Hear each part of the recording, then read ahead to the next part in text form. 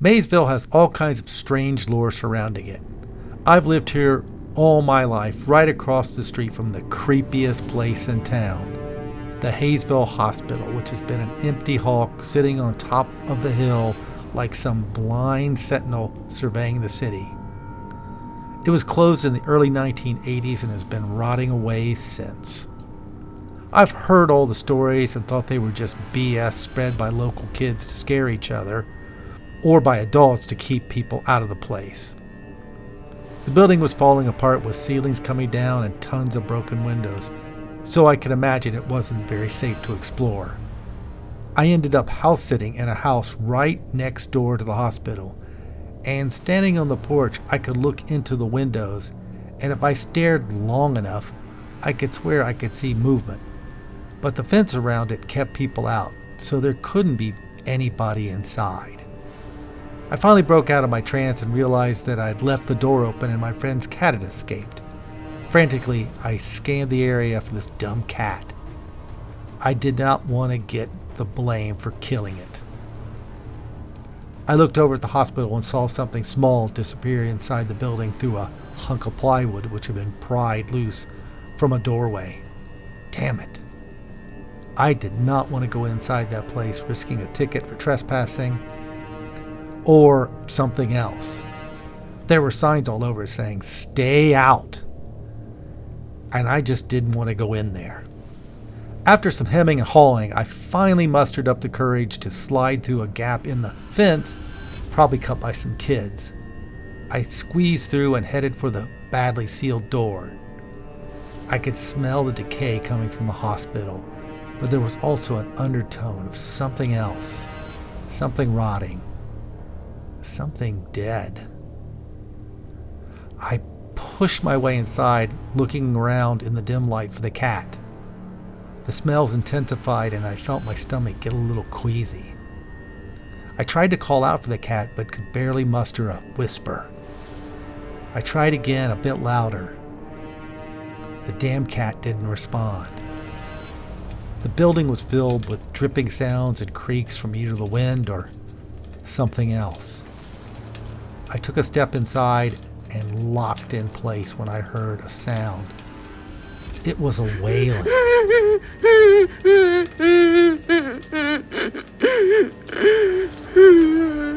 Somebody was crying. It was far away. I held my breath. The sound got louder and sounded like it was all around me. Up ahead I saw a shape of a woman in white holding something. She was far away. She stood there, crying.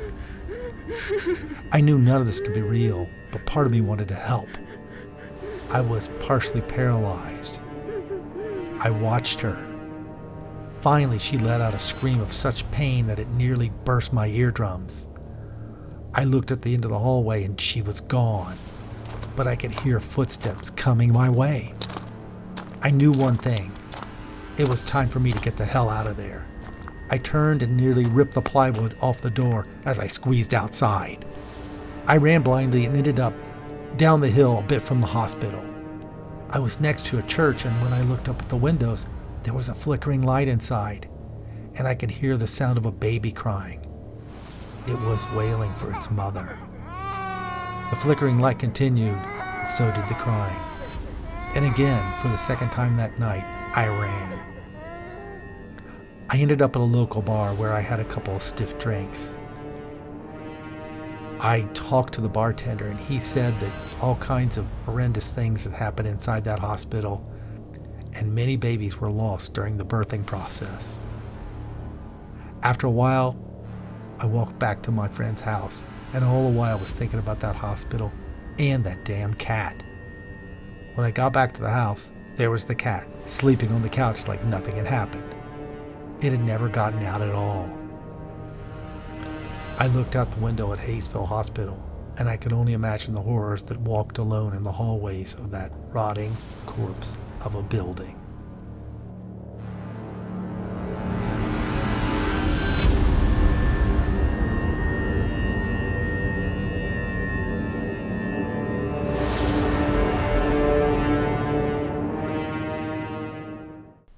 Maysville, Kentucky is a very well-preserved classic river city on the Ohio River.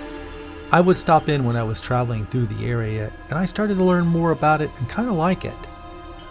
The streets are lined with well-maintained homes and businesses.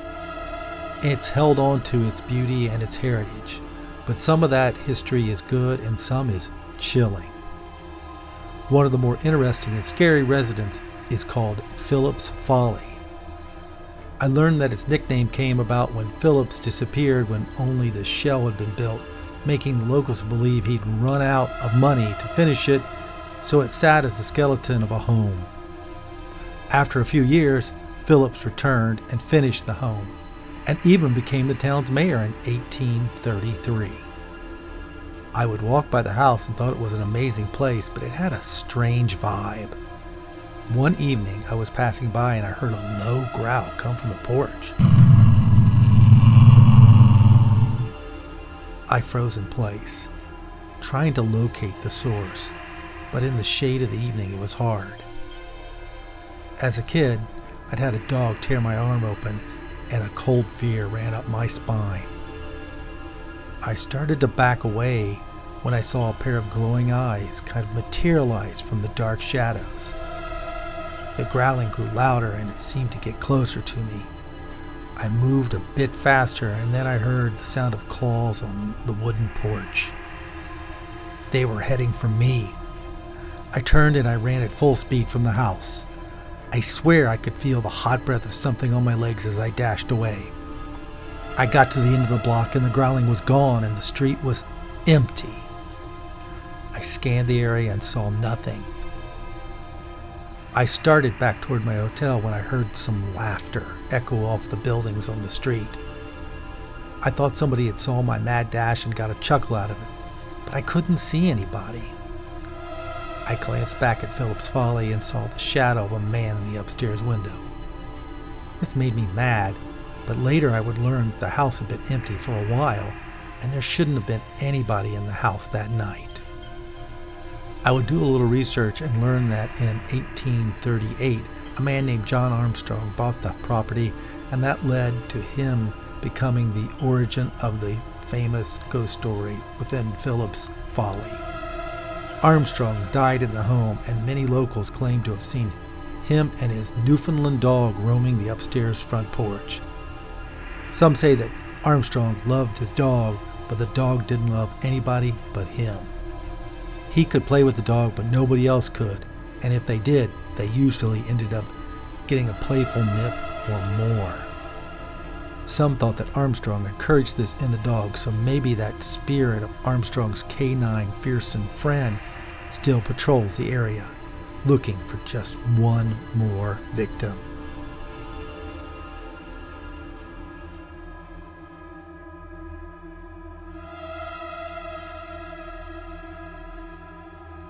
Ripley, Ohio is a classic small river city along the Ohio River.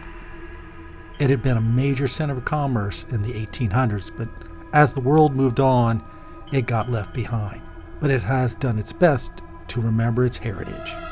Sitting on top of the hill which overlooks the city and the river is the historic John Rankin House.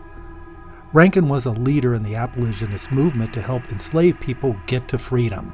Hundreds of former slaves passed through his property before the Civil War, making their way to a new life. One summer I was part of a crew that mowed the grass around the grounds, and when the day was done, the rest of the crew had left for the day, and I was waiting for my ride home like I did many times. It wasn't a bad place to hang out. I was on the north side of the building, and I heard sounds coming from the side which had a set of stairs that led up to the house, which I've been told that slaves had used to get up the hill. Rankin had a light in his window to guide enslaved people to the house.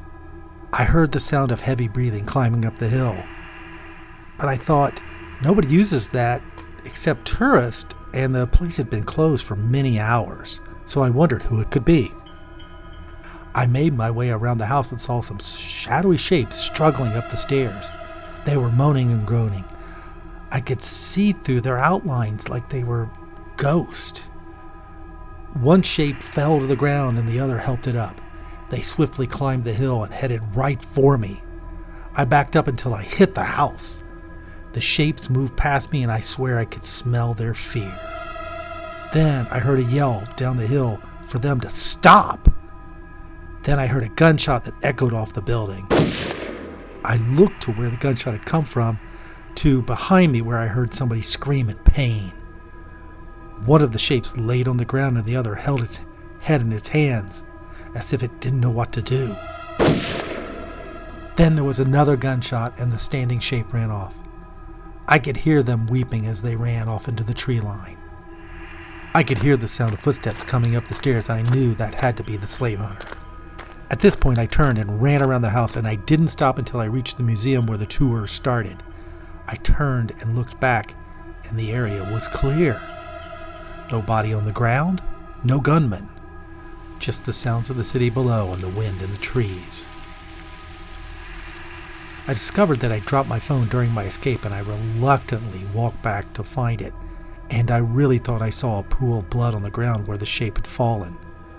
I stared at it, and it just faded away. I grabbed my phone and decided to walk down the hill to meet my ride, because I didn't want to spend any more time on that hill. On my long walk, I thought about all the people who had found their freedom through the Rankin house, and those who didn't make it.